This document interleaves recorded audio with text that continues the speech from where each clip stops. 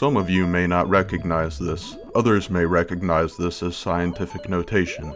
The value represented here is 6.5 billion, which is a large number. But just how large is it? Before we can answer that, we need to come up with a reasonable unit. Money is an interesting choice, but let's start with something simple. Sand. Grains of sand. Luckily, Google has its own grain-to-weight conversion calculator. 6.5 billion grains of sand comes out to be approximately 930,000 pounds of sand. Now that's a lot of sand. How much sand exactly? Well, you can buy 1,000-pound bags of the stuff. For a good visual, I checked out this video where somebody buys what they claim to be the biggest bag of sand. This is a massive sack.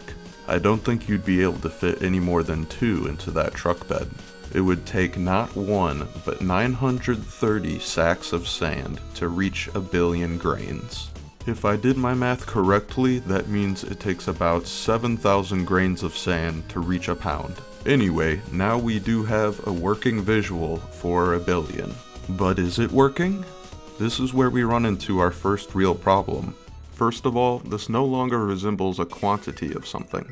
To the human eye, this now resembles a pattern, something like carpet. Second of all, it's hard to imagine 1,000 pounds of sand being within each of those bags. Due to the sheer size and redundancy of these numbers, our minds must use different methods to conceptualize these values. Chunking is a key component to memorization and perception. Grouping information is essential to learning. The more clear, concise, and comprehensive the information is, the quicker the learner will be able to pick up on it. This can also be used to invoke recognition more easily, like a stop sign. However, even a mastermind such as myself has limitations. Chunking works best when the information is related in numerous ways. In this situation, we simply have sand. There's no real way to sort or categorize the sand. Counting it by the bag is the only real option we have. Sure, we could go one level deeper. We could put a set amount of bags into a number of trucks. However, the more we continue to group, the harder it is to keep the grain of sand in scope. Just like a camera, changing the zoom or the angle does not increase the resolution. However, new perspective can offer a clearer picture. It's not uncommon for younger children to see $100 as a massive amount of money. As we grow older, we start to realize how much money it takes to stay alive. However, once we start to get into the millions and the billions, our concept of money starts to get more and more blurry. For example, the difference between million and billion. A million is known to be an outrageously large number, so much so that the word is commonly used in catchphrases and pop culture. It takes 1,000 million to make 1 billion. 1 million is 0.1% of a billion. Humans have a hard enough time telling between 1% and 0.1%, let alone when it's magnitudes of anywhere between 1 and 10 million. With numbers of these magnitudes, chunking helps, but it's not enough to fully conceptualize these values. So how can we properly value these larger numbers? If we look at the GDP of full countries, we very quickly reach the billions and the trillion-dollar range. Trying to comprehend numbers at that scale would be like trying to make a weather report for the entire world. What we need is a high-ticket item, something familiar and easy to fathom. How about luxury cars? A Bugatti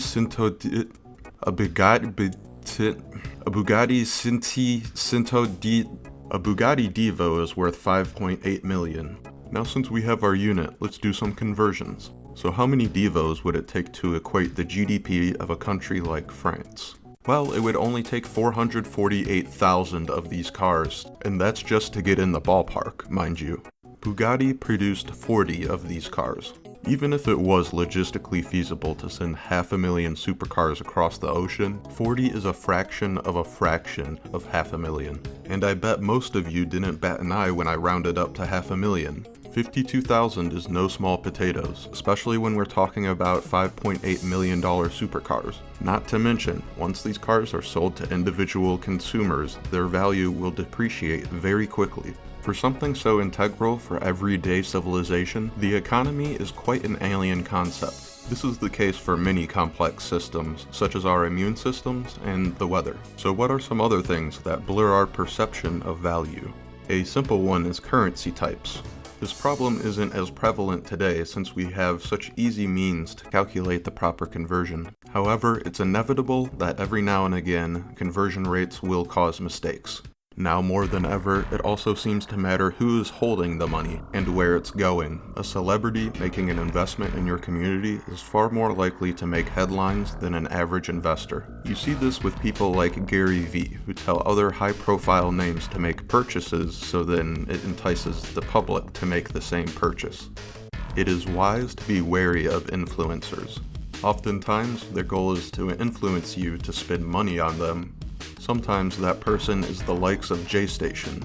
That's not to say that all influencers are bad, just to have some care about the people who are able to influence you. I digress. As I said, perception of value changes depending on where the money is going. This is why spending hundreds on rent is such a different experience than spending the same amount of money on a video game console or a sound system or something like that. You're going to feel the sting of these necessary purchases much less, generally because they're expected and planned. The more routine expenses become, the less we notice them. This is how people are able to spend hundreds a month on coffee alone and not even notice it. For some, this is a comfortable exchange and a reasonable purchase. For others, as soon as they realize how much they're spending, they either find cheaper coffee or stop drinking it altogether. There are plenty of reasons as to why these two individuals may see this issue differently.